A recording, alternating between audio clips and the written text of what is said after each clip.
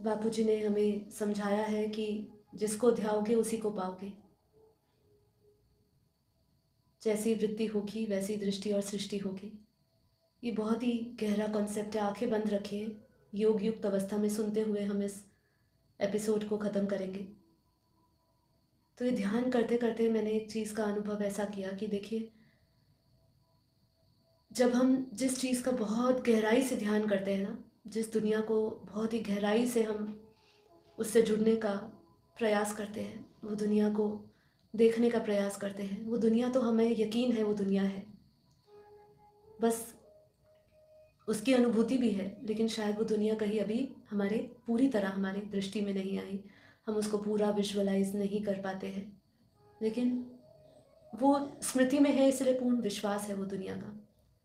अब जब हम उसको विजुअलाइज करते हैं वो दुनिया को, जैसे हमें दादाजी ने बताया कि बेहद की कला के परम धाम में, बेहद का जिसको क्षीर सागर कहा, जहाँ प्रकाश ही प्रकाश मौजूद है। प्रकाश तो आपको इस दुनिया से ऊपर ही ब्रह्मांडीय प्रकाश भी दिखेगा। आप महाब्रह्मांड में भी, महापरम धाम में भी प्रकाश देखेंगे। जब हम यूनिवर्स जाएंगे तो यूनिवर्स के भी परम महाब्रह्मांड में भी हमें परम प्रकाश मिलेगा। लेकिन जो आत्मा की जो रियल पावर है, जो सोर्स है, वो बेहद की कला के परम धाम में है। अब जब हम उस पावर से जुड़ते हैं, हर एक डायमेंशन को क्रॉस करते हैं, क्योंकि हर एक डायमेंशन में अलग अलग पावर है, और जैसे जैसे आत्मा उपराम और ऊपर की ओर रास्ते की ओर बढ़ती है, तो वो रिफाइन होती रहती है, उसकी पावर भी आत्मा में बढ़ती रहती है। और जब वो बेहद की कला के परम धाम तक पहुंचने में बुद्धि से वहाँ सक्षम होती है, और जब वो पहुंचती है वहाँ, तो अगर आपका ध्यान बहुत ही गहरा है और आपको ज्ञान के साथ ये समझ है कि वो दुनिया कैसी है, और जब आप विजुअलाइज करते हैं और फिर उसको एहसास में लाते हैं, तो हम उस मैग्नेटिक फील्ड में प्रवेश करते हैं। कौन से मैग्नेटिक फील्ड, कौन से क्षेत्र में? बेहद के, बेहद की कला के परम धाम में। इसलिए कहा जिसको जैसा देखोगे उसी को पाओगे। तो हम जब बेहद के, बेहद की कला के परम धाम के उस क्षेत्र में, उस चुंबकीय क्षेत्र में, जो बेहद का करंट माँ ने बोला, बेहद की चुंबकीय शक्ति माँ ने बताई, जब उस क्षेत्र में हम प्रवेश करते हैं, जब हम उस दायरे में प्रवेश करते हैं, चाहे अभी बुद्धि से कर रहे हैं, शरीर से तो हम नहीं जा रहे हैं, पर कहीं ना कहीं उस अंतर्वाहक फरिश्ते स्वरूप में, आत्म स्वरूप में स्थित होकर हम उसको भी महसूस करने की कोशिश करते हैं। कहाँ तक पहुँचते हैं ये तो शायद अभी आपके मेरे सभी के लिए अज्ञात है। लेकिन जब हम उस बेहद की कला के परम धाम को केवल विजुअलाइज भी करते हैं, उसका ध्यान भी करते हैं, तो हम जैसे ही उस ऊर्जा से, उस फ्रीक्वेंसी से ट्यून कर लेते हैं, तो वो एनर्जी आपको ऐसे पकड़ती है, ऐसे पकड़ती है।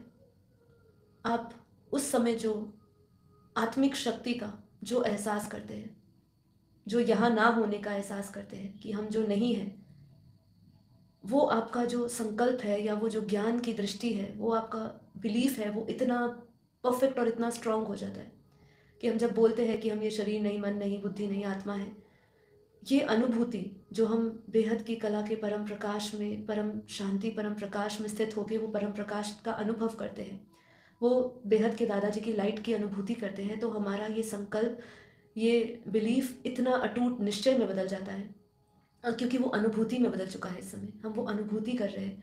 और जब हम धरती पे वापस अपनी दृष्टि लगाते हैं, अपने शरीर पे वो दृष्टि डालते हैं, तो हम पाते हैं कि वही एनर्जी से, वही फ्रीक्वेंसी से, वही वाइब्रेशन से जो हमने ऊपर की दुनिया में ट्यून करी है, वही हम अपने सूक्ष्म में, कारण शरीर में, महाकारण शरीर में, स्थूल शरीर में उसकी अनुभूति करते हैं। हम हर मेडिटेशन में इसको याद नहीं दिलाते हैं, इसका जिक्र नहीं करते हैं, पर इसका अर्थ बिल्कुल नहीं है। जब हम योग समाप्त करके अपने इस साकार रूप में वापस अपनी बुद्धि को इस स्थूल दुनिया में लेकर आते हैं, तो भी हमारी बुद्धि उससे जुड़ी रहती है। इसलिए जिसको ध्याओगे उसको पाओगे का वास्तविक अनुभूति यही है कि हम उसके एनर्जी फील्ड, उसकी एनर्जी फ्रीक्वेंसी से ट्यून हो चुके होते हैं, और वो जो अलाइनमेंट है हमारी, वो जो मिलाप है उस एनर्जी का और इस एनर्जी का, वो इतना स्ट्रांग हो चुका होता है, और जो हाईएस्ट पावर होती है उस समय हमारे ऊपर उसका ही प्रभाव रहता है।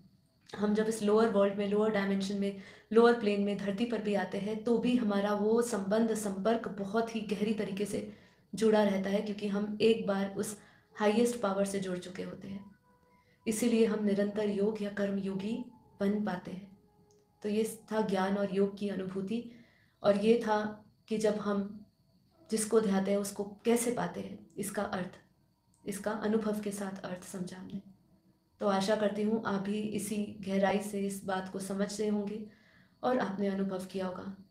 और जो हमारे सभी बेहद के बच्चों के लिए जो बेहद का पोर्टल है, जो दिव्य विमान है, जो 1 लाख किलोमीटर ऊपर है, बस हमें नष्टो मोहा बन के उस विमान में बैठना है। आगे की जो गति है आत्मा की, वो अपने आप ही, आत्मा अपने आप ही जैसे जैसे ऊपर जाती रहेगी, रिफाइन होती जाएगी और ये सब भूलते जाएंगे। स्मृति में ही नहीं रहना है। ये दुनिया एक झटके में स्वप्न की दुनिया हो जानी है, जिसको हम वास्तविक समझ रहे हैं। तो ये बहुत ही अद्भुत रहस्य है, स्थूल दुनिया का, सूक्ष्म दुनिया का, कारण दुनिया का। तो इस रहस्य को जानते हुए, समझते हुए ध्यान में इसका अनुभव करें।